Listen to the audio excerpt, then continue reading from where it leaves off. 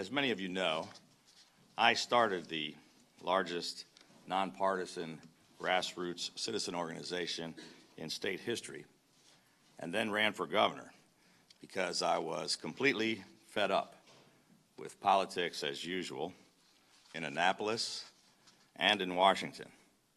Quite frankly, I still am. I think most Marylanders feel the same way.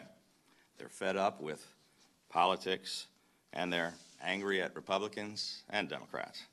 And they can't figure out why people cannot just seem to come together and work together toward common sense bipartisan solutions to the serious problems that face us. Even though I had never held elective office before, I was elected governor because just as many Democrats and independents voted for me as Republicans, because they agreed with me, and they agreed with me regardless of their party affiliation, because they were just as fed up with partisan politics as I was. On election night, I gave as I was giving my acceptance speech, I pledged that the very next day, the Lieutenant Governor and I were going to get to work on cleaning up the mess in Annapolis and restoring integrity to our state capitol. Nearly 3 years ago, I stood on the steps of our historic State House and took the oath of office. And as I did, I vowed that our new government would be held to a higher standard. I promised to build a government that would work for the people and not the other way around. And I vowed that we would usher in a new era of bipartisanship. For nearly 3 years, we have been doing exactly what we said we would do. We said that we were going to push for more transparency and accountability all throughout the state government, and we have. We appointed the very first truly bipartisan cabinet, made up half of Democrats and half of Republicans. On my first day in office, I issued my very first executive order to begin holding public officials more accountable. We outlined the standards of conduct that my cabinet and my staff, as well as all employees of the entire executive branch of state government, would be held to from top to bottom.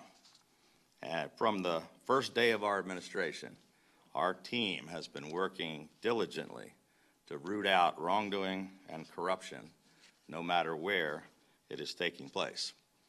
After 30 months of an extensive federal investigation, we all became painfully aware that current and former members of the legislature, along with local government officials and others, had been abusing the public trust and using their offices for self-enrichment and criminal activity.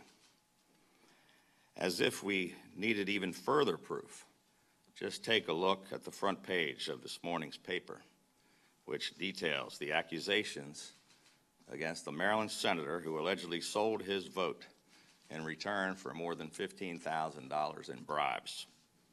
He was part of a much larger and more extensive undercover investigation of the legislature and other local elected officials. That senator, shamefully, will still be on the floor of the Senate when the legislative session begins tomorrow. And what's worse is that legislative leaders have been defending his presence there. Sadly, Maryland did not have any comprehensive ethics reforms in at least 15 years. Last year, we introduced our Integrity in Government initiative, a multifaceted effort to strengthen and toughen our state ethics laws and to provide oversight and create transparency to help the public understand how and why decisions are being made by Maryland's lawmakers. I was pleased to enact and sign into law the Public Integrity Act of 2017 in an effort to help restore the honor and the foundation of public trust that our proud institutions of government in Maryland once held. The Public Integrity Act of 2017 places additional restrictions on both the executive and legislative branches of state government to eliminate and prevent further corrupt behavior from occurring. This represents the most important and transformative ethics reform legislation in Maryland in decades. In an effort to continue to bring further transparency, accountability, and fairness to state government, today we are announcing two new pieces of legislation. First, in order to make our state government more accountable to the people of Maryland, we are introducing the Government Accountability Act of 2018, which will establish term limits for members of the Maryland General Assembly equal to those imposed on the governor. Under our proposal, legislators would be allowed to serve a maximum of 2 consecutive 4-year terms, a total of 8 years, in each chamber of the Maryland Assembly. This historic State House once served as the first capital of the United States of America.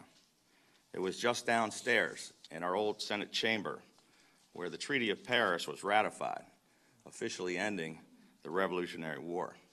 It's where General George Washington resigned his commission as the commanding general of the Continental Forces before returning back to his home at Mount Vernon, effectively ushering in a new civilian form of government.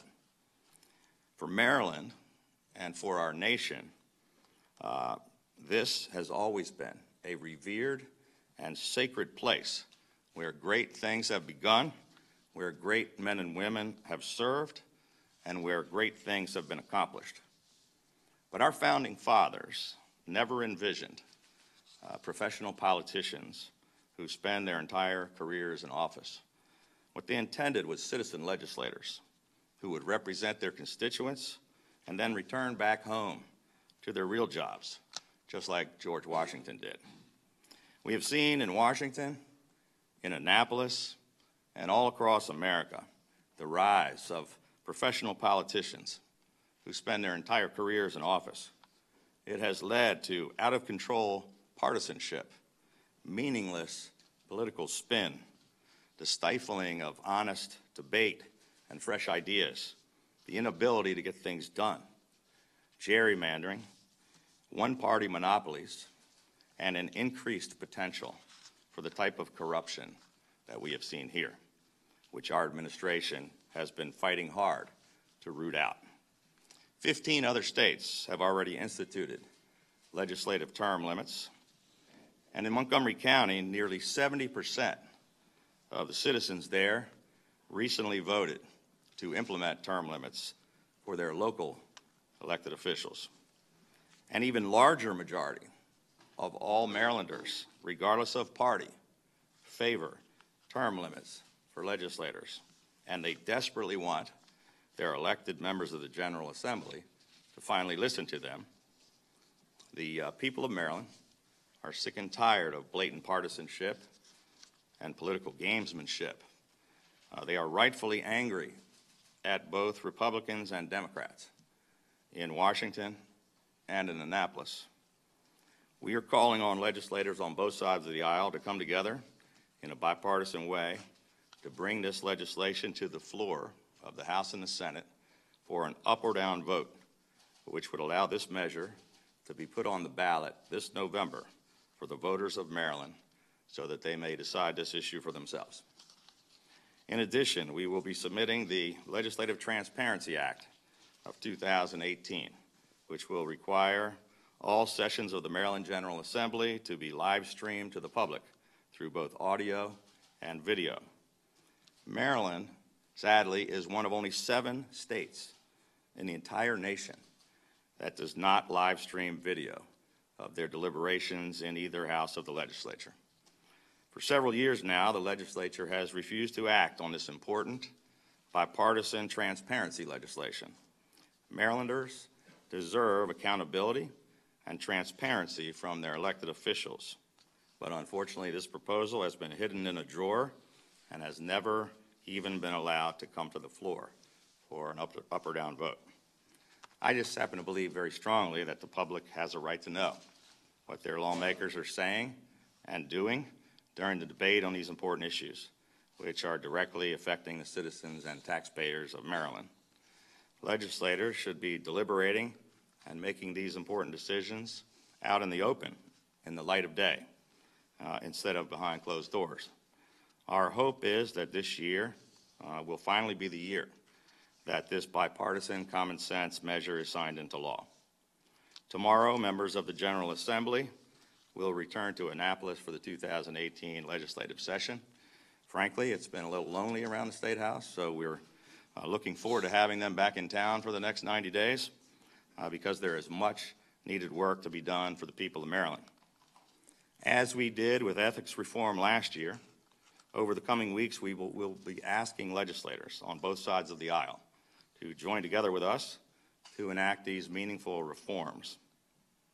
Not a day goes by that I don't think about the immense responsibility that we have as public officials to serve the best interest of the citizens of Maryland. And I pledge that we will continue to do whatever it takes to put aside the politics and the partisanship and to work together with the legislature in a common sense bipartisan way to create a better sense of accountability to the citizens of our state and to ensure that the people of Maryland are being represented honestly and fairly. With that, I'd be happy to answer any questions you may have. Governor, I guess the lawmakers from the state already have 2 minutes. Citizens can vote now if they want to there, so why not continue that? Citizens actually want to have the term.